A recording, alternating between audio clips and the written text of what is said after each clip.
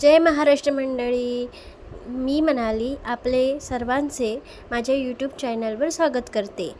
आज आपण जी पैंजण आपण दररोज वापरतो ती काळी पडते, ती कशी साफ करावी हे पाहणार आहोत. तर सर्वात पहिले म्हणजे आपण जे चांदीचे दागिने कोणते पण वापरत असू तर ते साफ करण्यासाठी ही रुपेरी एक चांदी साफ करण्याची बॉटल मिळते, ही घेऊन यायची बाजारातून. आणि याची किंमत पण जास्त नाही आहे, 62 रुपीज आहे.